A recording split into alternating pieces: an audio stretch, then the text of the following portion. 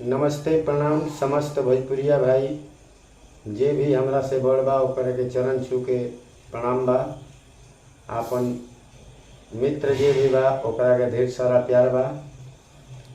हम बहुत दुखित स्थिति और परिस्थिति में बानी। आप लोग से हम कह रहल बानी हमारे दुख के स्थिति में केहू साथ नहीं है। हम तो ये बात के भुला गई रनिया।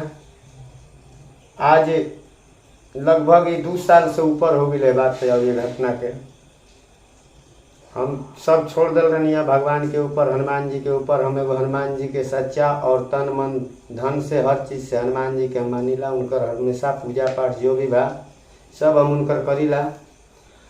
आज हनुमान जी के कृपा से जो भी चल रहा बा हमार सब बा।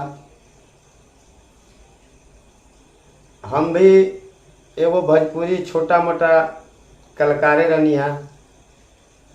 बहुत भी हमारे एल्बम बाड़ी से यूट्यूब पर जेकर नाम बा एल्बम से सिंगर सोनू पांडे सम्राट उर्फ विद्यासागर पांडे। भैया लोग, चचा, माई बहन जे भी बा, जे भी ये हमार वीडियो के देखी आपन प्यार दुलार आशीर्वाद एगो छोट बेटा पर भाई पर बनौले रह जा। एगो दुखद घटना यह बा कि आज से 2020 में हम स्टूडियो खोलने रही। न्यू CMV स्टूडियो करके स्टूडियो रहला। वो बक्सर PC कॉलेज कृष्णा पांडे जी के मकान में स्टूडियो के ओपनिंग भई रहला। जौन स्टूडियो आपन हम लागत पूंजी से दिल्ली से सामान मंगौनी, जौन ओकर भी हमारा पास सब डिटेल्स कागज पत्र लेके सब हमारा भी मौजूद बा। बक्सर से भी जो सामान हम खरीदल रही ओकरो सब डिटेल हमारा भी बा। आज हम आप लोग से ये बता रहल बानी कि हमारी स्टूडियो जौन बा लोग हड़प ले बा। आई हड़पे में 4 से 5 आदमी के हाथ बा। हनुमान जी पांडे उर्फ मृत्युंजय पांडे जेकर घर बा यहाँ के सेमरी थाना में बकल सॉरी एक गलती हो गई।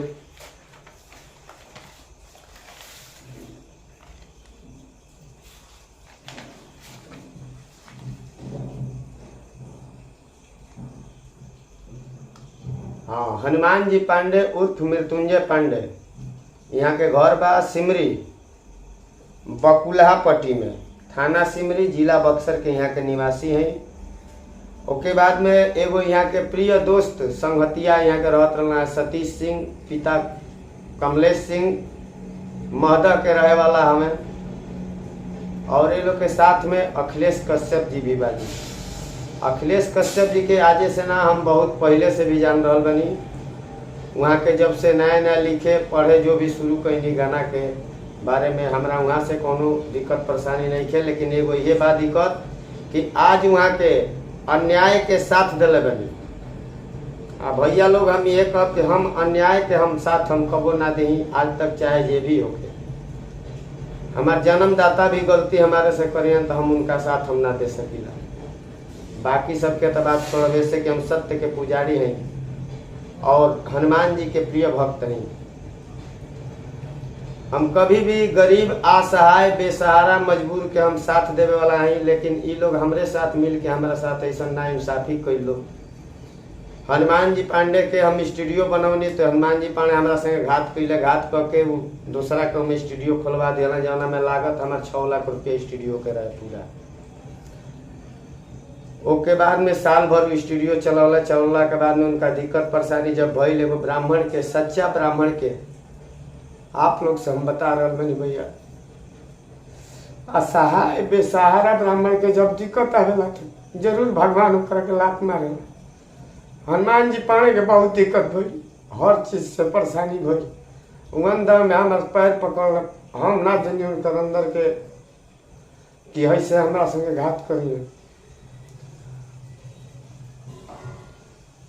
अंधा में हमारे पैर पकड़ के कहले कि बाबा हमारा से गलती भइल बा, माफ करे। रहुआ ब्रह्मपुर के पुजारी हैं, रहुआ हनुमान जी के प्रिय भक्त हैं। हमारा के भगवान बहुत सजा दे दिया। आपन है संपत्ति अपन ले ली, रहुआ अपन सामान मंगा कर वो सामान डाल के अपन स्टूडियो चलाई। हमारा ऐसे मतलब नहीं है।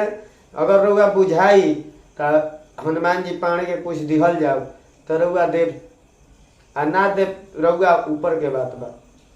हम कह के सब हमारा के सिला पगला के जो भी हो जैसे हो हमारा के स्टूडियो हमारा जिम्मा सौंप के छोड़ के चल गईला के बाद में हम का कहनी हम अपन सब स्टूडियो के टोटल स्टेटमेंट सामान जितना बा दिल्ली सब मंगौनी और सब जो भी बा बक्सर से हम सब खरीदले बनी। स्टेबलाइजर इन्वर्टर गैस चूल्हा सिलेंडर जो भी जहाँ तक बा सब बक्सर से ही खरीदल बा। ओकरो कागज हमारा भी बा। हनुमान जी पांडे के कहला अनुसार एगो गोलू गुलजार नाम के म्यूजिक डायरेक्टर रहन। कहले हनुमान जी पांडे की बाबा इनके के राखब रहुआ, ये बहुत बढ़िया आदमी है। लेकिन ये लोग के पहले ही से 7 गांठ मीटिंग रहे। अब ये मीटिंग के हम ना समझ पौनी। जब स्टूडियो हम खोल दी खोलला के बाद में 10 दिन हो गई लगभग स्टूडियो चलत।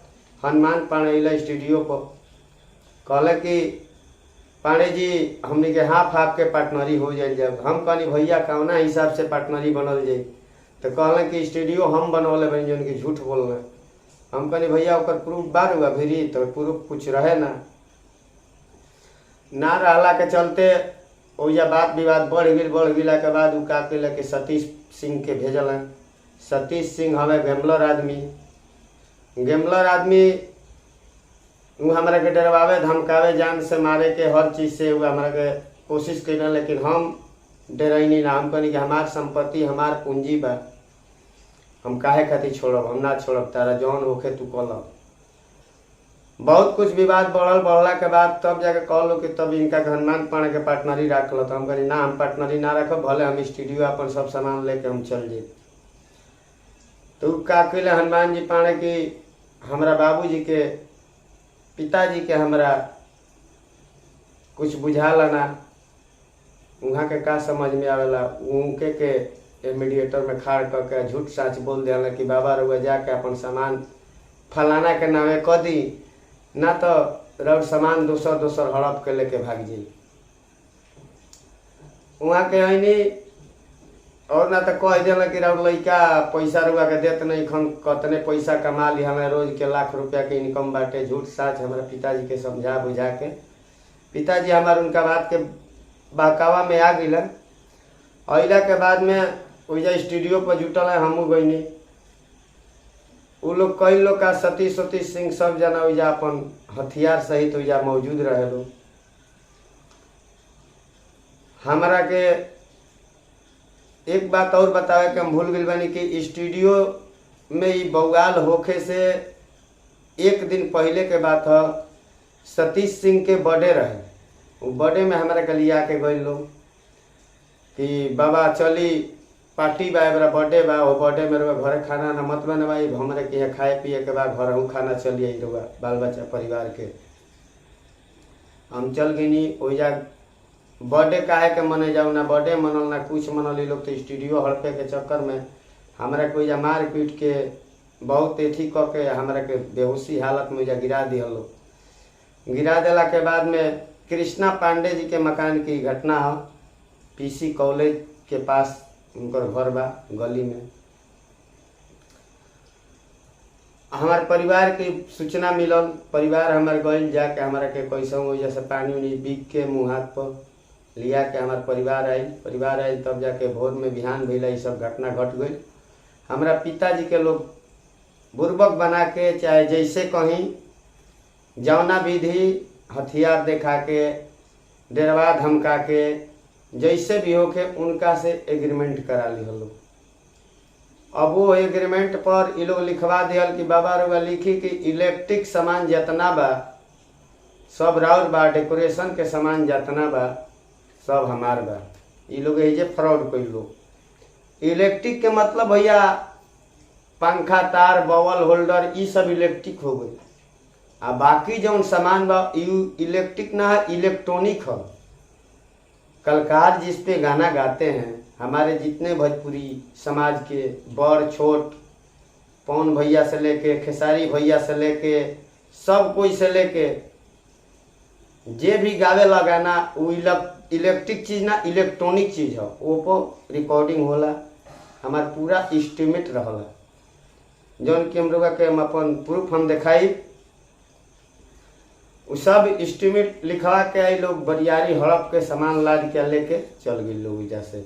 अब हम पुलिस प्रशासन भी धैनी पर पुलिस प्रशासन के जब अथी भैल तो हमारे पिताजी के डांट उट लागल पुलिस प्रशासन से, लेकिन फिर भी लोग ना ना हम इनका संगे घात ना करब, हई ना करब, हऊ ना करब कही के वजह कैसों कुछ दिन सामान रखल लोग पीसी कॉलेज में। और कुछ दिन रखला के बाद कुछ दिन का माने 6-7 महीना सामान वजह रहल हिया। वो अखिलेश कश्यप जहाँ रहत रहा उनका ठीक आगे स्टूडियो में हमार सामान बहुत कुछ रहला, कैमरा तक से हम सब व्यवस्था हम लगौले रही। जौना में हमारा के मरले पिटले वालों बेहोशी हालत में हम गिरल बानी। वो कैमरा में तो रिकॉर्डिंग भी हुई, लेकिन अभी लोग तो रिकॉर्डिंग वीडियो जहाँ तक हमारा उम्मीद बा कि वो लोग हटा दिले हुई फंसे के चक्कर में। लेकिन ये लोग ई बात के भुला गए लोग कि समय एक दिन सबके हिसाब लेवेला। हम हुई तब चाहे जे भी होके गलती के सामने आवही के बाद कहल बा खिस्सा कि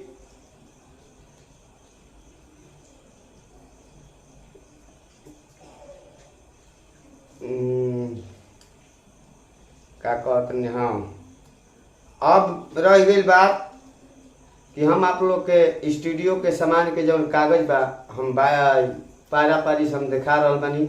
विद्यासागर पांडे के नाम से टोटल हमारा भी जितना कागज बाड़ी से सब ऊपर नाम बा। देखी हम आप लोग के दिखा रहा बानी। पहला कागज दिल्ली से हम माल मंगौले बानी सामान A to Z रउआ सब देख ली। ए पर 22 नंबर से लेके सीरियल नंबर से लेके सब कुछ ए पर बाटे, आप लोग देख लीजा। ओके बाद में हईहो कागज बा देखी, आप लोग देख लीजिए सब एकदम प्रूफ के साथ। हम आज लाइव वीडियो में हम बानी। हईहो बा कागज, एक लागत मूल बा टोटल दिल्ली के सामान जौन आयल बा तवन 3 गो कागज हम देखौनी दिल्ली के हो। एक लागत मूल बाटे टोटल 3,13,729 रुपया 28 पैसा, जौना में GST भी कटल बा एक 53,701 रुपया 77 पैसा GST के साथ हम रखले बनी। ई दिल्ली के सामान के लिस्ट रहल। अब हम बक्सर से जौन ले बनी सामान ओकरो लिस्ट हम आप लोग के दिखा रहल बनी।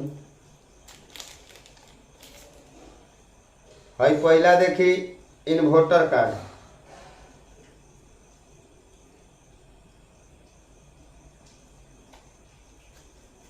हई इन्वर्टर के पर्ची हो विद्यासागर पांडे के नाम से देख लीजिए। पर इन्वर्टर बैटरी है 20,500, ये बैटरी के कागज है। अच्छा, हई देख ली, हई इन्वर्टर के कागज बा।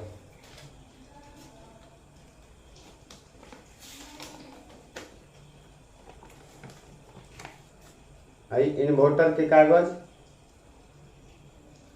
सब A to Z आप लोग देख ली।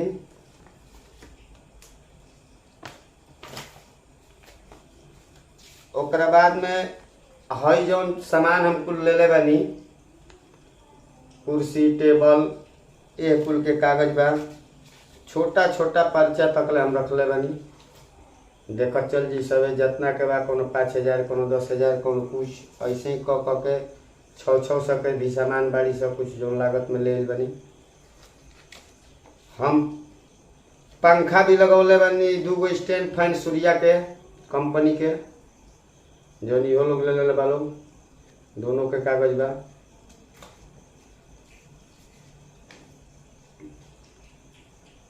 ओकरा बाद में हई बा ऊपर वाला भी पंखा हमारा भी 3 गो 4 गो रही है।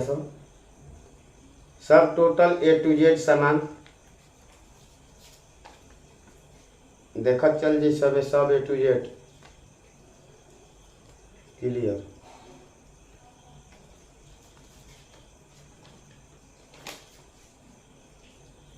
हई स्टेपलाइजर के साइज हो सकता ही हुई 11,000 कुछ रुपया के।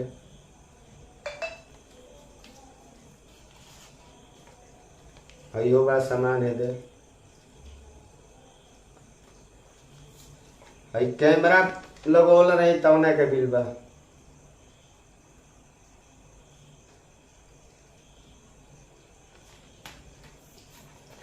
गैस सिलेंडर और चूल्हा रखले नहीं ओकरो हई बा एस्टिमेट।